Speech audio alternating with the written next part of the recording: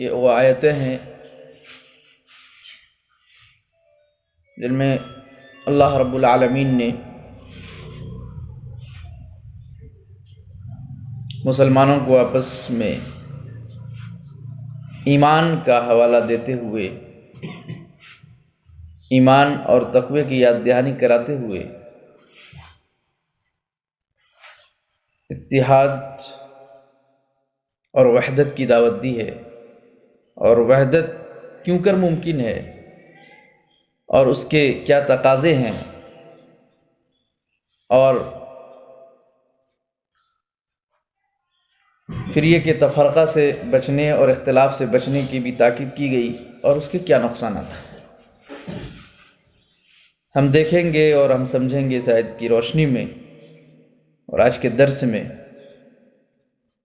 اور حالات کے تناظر میں کہ ان آیتوں سے ہمیں کیسی رہنمائی ملتی ہے۔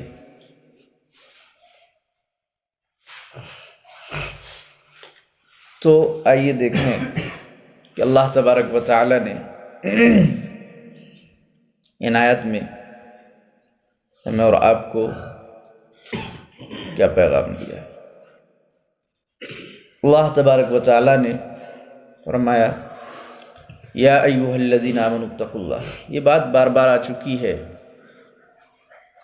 اور یہاں پر بھی کئی بار آ چکی ہے کہ اللہ تبارک و تعالی نے قرآن میں دو طرح سے خطاب کیا ہے۔ ایک یا ایھا الناس سے خطاب کیا ہے، اس میں دنیا کے تمام افراد، دنیا کا ہر فرد، دنیا کا ہر انسان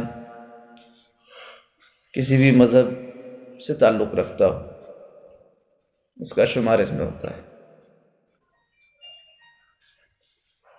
لیکن وہیں پر دوسرا خطاب یا ایھا الذین آمنوا سے کیا گیا، جس میں اب تمام انسان مراد نہیں، ان انسانوں میں وہ مراد ہیں جو ایمان لا چکے ہیں، جو اللہ کی وحدانیت کا، رسول کی رسالت کا، ان کے فرشتوں کا، آخرت کا، اچھی بری تقدیر کا، مرنے کے بعد دوبارہ اٹھائے جانے کا اقرار کر چکے، جو مومن ہو چکے۔ اور عجیب سی بات ہے کہ آپ دیکھیں گے کہ عمومی طور سے جہاں احکام قرآن میں احکام کی آیتیں ہیں، جہاں اللہ تبارک و تعالیٰ نے کسی چیز کا حکم دیا ہے یا کسی چیز سے روکا ہے، وہاں عمومی طور پہ، مکمل تو نہیں لیکن عمومی طور پہ اللہ نے ایمان کا لفظ یا بذریعہ ایمان کے ذریعے سے خطاب کیا ہے، یعنی ایمان کو وسیلہ بناتے ہوئے اللہ نے خطاب کیا ہے۔ مفسرین لکھتے ہیں کہ اللہ تبارک و تعالیٰ نے جہاں بھی یا ایھا الذین آمنوا سے خطاب کیا، اہل ایمان تو اس سے مراد ہے ہی، لیکن ڈائریکٹ حکم دیتے بعد میں ایمان کا تذکرہ ہوتا ہے، یہ بھی ہو سکتا تھا، لیکن پہلے ایمان کا تذکرہ پھر حکم دینا اس بات کی طرف اشارہ کرتا ہے کہ اللہ تبارک و تعالیٰ ہمارے ایمان کی نسبت سے ہمیں جھنجھوڑ رہے ہیں کہ یا ایھا الذین آمنوا اتقوا اللہ، تمہارے ایمان کا تقاضا یہ ہے اتقوا اللہ کہ اللہ سے ڈرو۔ اتقوا اللہ، تقوی، اور آپ بار بار سن چکے ہیں اور جانتے بھی ہوں گے کہ اتقوا اللہ، اللہ سے ڈرنے کا کیا مطلب ہے؟ حق تقاتہ، اللہ سے ڈرو اے ایمان والو، اللہ سے ڈرو حق تقاتہ، جیسا اللہ سے ڈرنے کا حق ہے۔ تو اس کی تشریح میں مفسرین لکھتے ہیں کہ حق تقاتہ کہ اللہ سے ڈرنے کا کیسا حق ہے کہ اللہ کی اطاعت کی جائے، اس کی نافرمانی نہ کی جائے، ہے نا، اللہ کا شکر ادا کیا جائے اور اس کی ناشکری نہ کی جائے، اور اللہ کو یاد کیا جائے ولا ینسیٰ، اور اس کو بھولا نہ جائے۔ اور ایمان والوں سے یہ خطاب ہے اللہ سے ڈرو جیسا کہ ڈرنے کا حق ہے، وَلَا تَمُوتُنَّ إِلَّا وَأَنْتُمْ مُسْلِمُونَ، اور تمہاری موت اس حال میں آئے کہ تم مسلمان ہو۔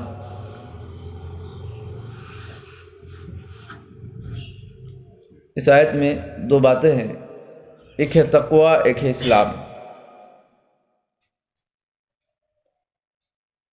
اسلام کے جو اعمال ہیں بغیر تقوی کہ اس میں روح پیدا نہیں ہو سکتی، یا کہیے کہ بغیر تقوی کے عمل کا وجود نہیں ہو سکتا ہے، بغیر تقوی کے خیر کا اور نیک صالح اعمال کا وجود نہیں ہو سکتا ہے۔ تقوی اگر ہوگا تو خیر کا وجود ہوگا، اگر تقوی نہیں ہے تو پھر ہماری زندگی میں خیر اور اعمال صالحہ، نیک اعمال کا وجود ناممکن ہے، مشکل ہے۔ کیسے؟ ایک انسان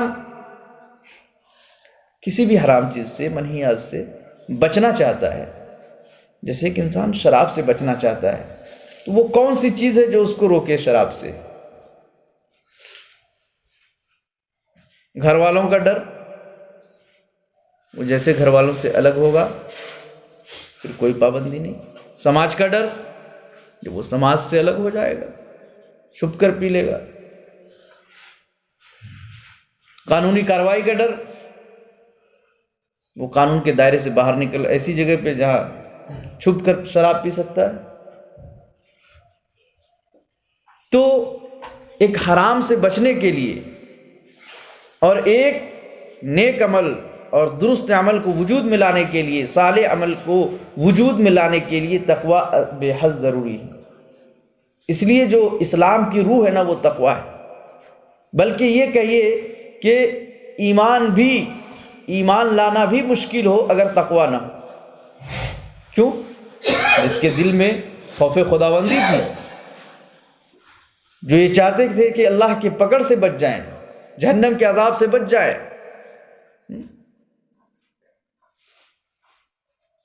اللہ کے سامنے بڑی کارروائی سے بچ جائیں، جو یہ چاہتے تھے کہ ہم کامیاب ہو جائیں، وہ ایمان میں داخل ہو گئے۔ تو تقوی بنیاد ہے ہر چیز کی، ورنہ اللہ کے رسول صلی اللہ علیہ وسلم نے ایمان پر کتنی محنت کی، قرآن کا نزول ہوتا رہا، اس کے باوجود جنہوں نے آخرت کا انکار کیا، جن کے دلوں میں اور جن کے ذہن و دماغ اس سے خالی تھے کہ ان کو خدا کے سامنے حاضر نہیں ہونا ہے، دوبارہ مرنے کے بعد دوبارہ زندہ نہیں کیے جائیں گے اور اس کو کوئی حساب و کتاب نہیں دینا ہے، پھر اس کا حشر کیا ہوا؟ وہ ایمان سے محروم ہو گئے۔ اس لیے کہ خوف خداوندی، اللہ کا خوف ہی انسان کو آمادہ کرتا ہے کہ وہ نیک عمل کرے، صالح عمل کرے اور برائی سے بچے۔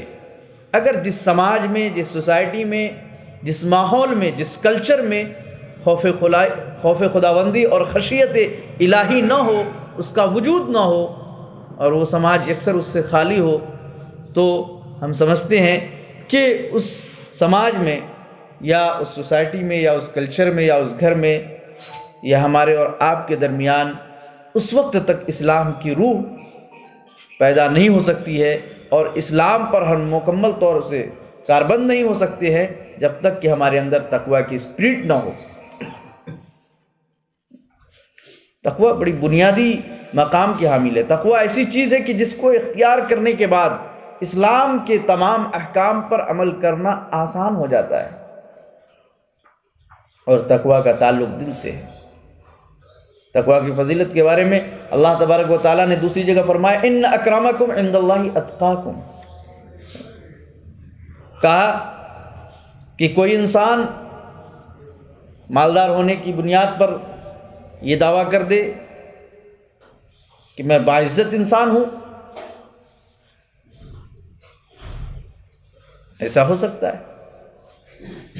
کسی انسان کے پاس بڑے عہدے ہیں اور وہ اپنے عزت دار ہونے کے دعویٰ کرے، ہو سکتا ہے۔ کئی بنیادیں ہیں جس پر ایک انسان اپنے آپ کو، یا بہت پڑھا لکھا انسان، ایجوکیٹڈ، تو وہ اپنے آپ کو باعزت ہونے کو ثابت کرے، تو پھر کیا ہوتا ہے؟ یہ وہ کہہ سکتا ہے، لیکن یہ بنیادیں وہ ہیں جو ان کے ساتھ ساتھ جب وہ چیز فنا ہوتی ہے تو اس کی پھر عزت بھی چلی جاتی ہے۔ جیسے مال کی بنیاد پر کسی نے عزت بنائی تو اس کا مال جیسے ہی ختم ہوا اس کی عزتیں بھی ختم ہو جائے گی۔ کسی نے اپنے علم کی بنیاد پر عزت بنائی تھی، لیکن جیسے ہی علم ختم ہوا اس کی عزت بھی ختم ہو جائے گی۔ لیکن کسی نے اپنے اخلاق کی بنیاد پر عزت بنائی تھی، ان کے اخلاق اگر وہ اسے اخلاق سے انحراف کرتا ہے، بد اخلاقی کو پیدا کر لیتا ہے تو کیا ہوگا؟ ان کی عزت ختم ہو جائے گی۔ یعنی جس چیز کی وجہ سے انہوں نے عزت حاصل کی تھی، اگر وہ چیز جب تک موجود ہے تو عزت بھی پائی جائے گی، لیکن جیسے ہی وہ اس چیز کا وجود ناممکن ہوگا، وہ چیز ختم ہو جائے گی زندگی سے، اس کو ہم الگ کر دیں گے تو پھر عزت بھی۔ لیکن اللہ تبارک و تعالیٰ نے فرمایا ان اکرمکم عند اللہ اتقاکم، اللہ کے نزدیک۔ اب دوسری شق اس کی یہ بھی ہے کہ ایک انسان اپنے سماج میں باعزت ہو سکتا ہے، اپنے گھر میں باعزت ہو سکتا ہے، اپنے شہر میں، اپنے علاقے میں باعزت ہو سکتا ہے، لیکن کیا یہ اس بات کی بھی دلیل ہے کہ ہم اللہ کے نزدیک بھی باعزت ہیں؟ ایک آدمی ہے، لوگ سلام مارتے ہیں لیکن غنڈا قسم کا ہے، بدمعاش ہے، سلام بجاتے ہیں، کیوں؟ سلام کرتے نہیں بجاتے ہیں، ایک محاورہ ہے، کوئی بھی ہو، بڑا ہو چھوٹا ہو، بچہ ہو، سب ہے نا۔ کیوں؟ اس لیے کہ ان کی برائی سے ہمیں بچنا ہے۔ تو کیا ایک انسان جو اپنے سماج میں باعزت زندگی گزار رہا ہے، لوگ اس کی عزت کرتے ہیں، کوئی انسان اپنے گھر میں، اپنے علاقے میں، اپنے شہر میں، اپنے ملک میں باعزت ہے، تو کیا یہ اس بات کی بنیاد ہے، کیا یہ اس بات کی دلیل ہے کہ وہ انسان اللہ تبارک و تعالیٰ کے ہاں بھی باعزت ہے؟ اگر اس چیز کا اندازہ لگانا ہے تو پھر اس آیت کو اس کے اندر جھانک کر دیکھنا ہوگا۔ ان اکرمکم عند اللہ اتقاکم، اللہ تعالیٰ کہہ رہا بے شک بلا شبہ سب سے زیادہ اللہ کے نزدیک مکرم اور باعزت وہ شخص ہے اتقاکم، جو سب سے زیادہ ڈرنے والا ہوگا۔